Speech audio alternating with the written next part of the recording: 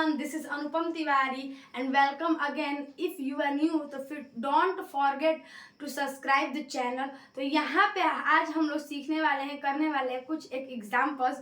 हम पिछले वीडियोस में भी एग्जाम्पल हमने किया है, तो आज की भी इस वीडियो में हम एग्जाम्पल करने वाले हैं, पर यहाँ पे कुछ थोड़ा सा चेंज है। हमने पिछले की वीडियो में क्या एग्जाम्पल में प्रैक्टिस किया है, हम लोग पिछले की वीडियो में एग्जाम्पल में ये कर रहे थे कि एक्टिव से पैसिव में हमने एग्जाम चेंज करने के लिए हमने इसकी प्रैक्टिस की है। एक्टिव टू पैसिव में हमने चेंज किया है। तो आज के इस पर्टिकुलर वीडियो में हम लोग सीखने वाले हैं कि जब हमारा सेंटेंस पैसिव वॉइस में हो तो हम उसे एक्टिव वॉइस में कैसे चेंज करें। तो आज की इस वीडियो में हम लोग यही जानने वाले, सीखने वाले हैं। तो अगर आप लोग नहीं जानते हैं ये करना, ऐसे तो आप लोग को नहीं आता है, तो प्लीज़ हमारे साथ बने रहिए। तो यहाँ पे चलिए, यहाँ पे देखते हैं क्या कि जो हमारा फर्स्ट जो एग्जाम्पल है वो है he is loved to me, loved by me, he is loved by me. तो ये जो बाय लग गया है, ईडी लव्ड लग गया, जो थर्ड फॉर्म वर्ब की लगी, इससे हमें क्या पता चल रहा है कि जो हमारा सेंटेंस है वो किसमें है, पैसिव वॉइस में। अरे भाई, इज के साथ कभी वर्ब की थर्ड फॉर्म लगती है क्या? नहीं लगती ना। तो वर्ब की थर्ड फॉर्म ऐसे इज एम आई के साथ नहीं लगती। तो इसी से पता चला कि जो हमारा ये सेंटेंस है वो पैसिव वॉइस में है। तो इसको हमको चेंज करना है। कैसे चेंज करेंगे? अब यहाँ पे इज लगा है। अब हम कौन से सेंटेंस में इज का यूज करते हैं पैसिव वॉइस में?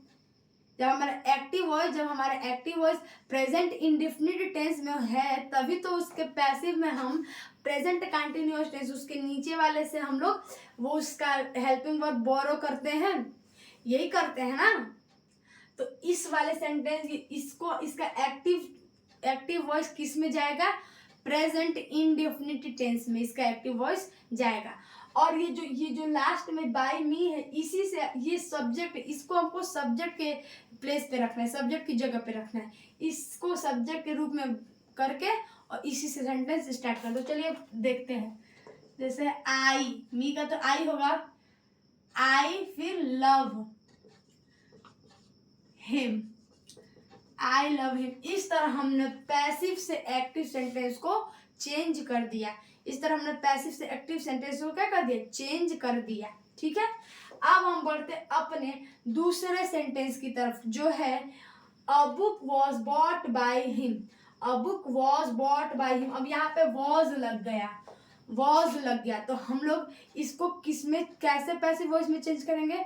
इसके ऊपर वाले पे जाइए। किस पे? पास्ट इंडेफिनिट टेंस में। पास्ट कंटिन्यूअस टेंस की क्या है? ऊपर, पास्ट इंडेफिनिट टेंस में। तो इसका पास्ट इंडेफिनिट टेंस में एक्टिव वॉइस बनेगा, इसका पास्ट इंडेफिनिट टेंस में एक्टिव वॉइस जाएगा। तो a book was bought by him, तो ही, इसको हम लोग को ही लिखना है। ही उसमें वर्ब की सेकंड फॉर्म का यूज होता है ना, पास्ट इंडेफिनिट टेंस में वर्ब की सेकंड फॉर्म। तो ही बॉट अ बुक। इस तरह सेंटेंस इजीली चेंज हो गया। आई होप आप लोगों को समझ में आ रहा होगा। अगर कोई क्वेरी है तो प्लीज कमेंट करें। तो चलिए अब हम बढ़ते हैं अपना नेक्स्ट सेंटेंस की तरफ, जो है हमारा थर्ड नंबर का sentence. I shall be helped bye her. I shall be helped bye हर। आप लोग को अगर चेंज करना है इसे एक्टिव टू पैसिव, तो पहले हम लोग को सेंटेंस को ही पढ़ना पड़ेगा अच्छे से। सेंटेंस को जैसे हम लोग पढ़ेंगे, समझेंगे, वैसे हमें झट से पता चल जाएगा कि इसे हमें कैसे एक्टिव में चेंज करना है। तो आई शैल तो लगा है, साथ में बी भी लगा है भाई। बी को कैसे भूल सकते हैं हम? बी भी तो लगा है, शैल बी। तो शैल बी के जस्ट ऊपर शैल बी किसका हेल्पिंग वर्ब है? हमें पहले ये सोचा है शैल बी किसका हेल्पिंग वर्ब है? शैल बी हमारा हेल्पिंग वर्ब है फ्यूचर कॉन्टिन्यूअस टेंस का। किसका? फ्यूचर कॉन्टिन्यूअस टेंस का। तो फ्यूचर कॉन्टिन्यूअस टेंस का से ऊपर कौन सा टेंस है? Future indefinite tense. Future indefinite tense में ये जो है इसका एक्टिव वॉइस जाएगा। ठीक है। तो चलिए, तो ये हर का क्या होगा? सी होगा। हर का सब्जेक्टिव क्या? सी होगा। शी शैल नहीं लगा, शी के साथ तो विल लगता है ना। She will helped me. Help नहीं, हेल्प। वर्ब की फर्स्ट फॉर्म यूज होती है फ्यूचर इंडेफिनिट टेंस में she will help me, she will help me, इस तरह हमने चेंज कर दिया। बिल्कुल इजी वे है, बिल्कुल आसान तरीका है, और ये हम सीख सकते हैं सिर्फ एग्जाम्पल प्रैक्टिस के थ्रू। एग्जाम्पल बार बार हम लोग प्रैक्टिस करते रहेंगे तो ये हमें अच्छे से आ जाएगा, एकदम इजीली आ जाएगा। तो अब हम बढ़ते हैं अपने 4th नंबर के सेंटेंस की तरफ, जो है हमारा is it liked by them, is it liked by them, is it liked by them, is it liked by them, ये हमारा सेंटेंस है, is it liked by them. तो यहाँ पे हम देख रहे हो कि ये क्या है, ये है interrogative sentence, single interrogative sentence, is it liked by them. तो यहाँ पे तो पहले हमें इस को सब्जेक्टिव केस में लिखना है,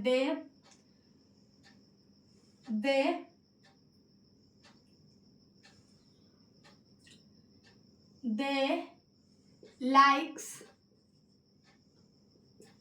इट। अरे भाई इसको हम लोग यहाँ पे ध्यान क्या देना है, ये इंट्रोगेटिव है तो हमें तो एक्टिव वॉइस में इंट्रोगेटिव में ही बनाना पड़ेगा। एक्टिव वॉइस किस में बनाना पड़ेगा, इंट्रोगेटिव में। तो do they like it, do they like it, do they like it.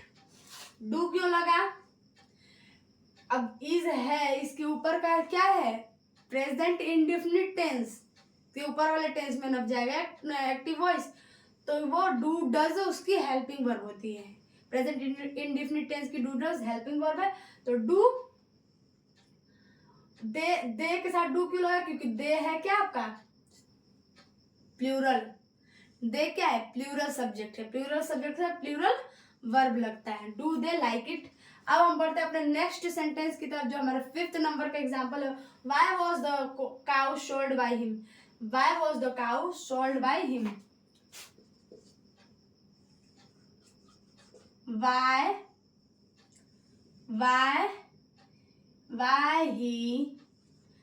did he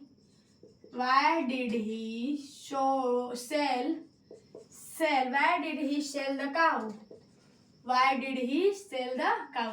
इस तरह हमें सेंटेंस को पैसिव टू एक्टिव चेंज करना। why did he sell the cow, why was the cow sold by him, इसका ये होगा passive sorry active में।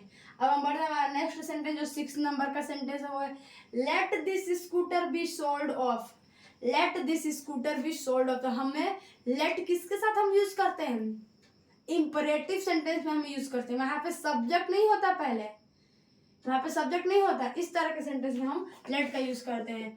तो दिस स्कूटर, दिस सॉरी इस तरह सोल्ड ऑफ,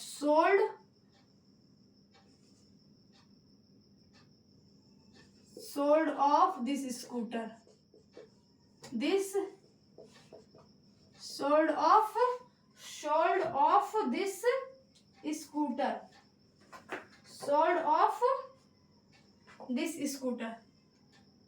सोल्ड यहाँ पे नहीं होगा, मेरे को लगता है, मुझे लग रहा है यहाँ पे सेल होगा, सेल ऑफ दिस स्कूटर, ये सही है, सेल ऑफ दिस स्कूटर, ठीक है।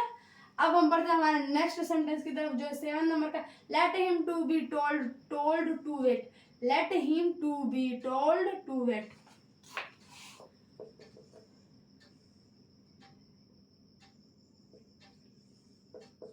Tell him to wait, tell him to wait, let him to be told to wait, tell him to wait. इस तरह हमने सेंटेंस को चेंज कर दिया, ठीक है, पैसिव टू एक्टिव।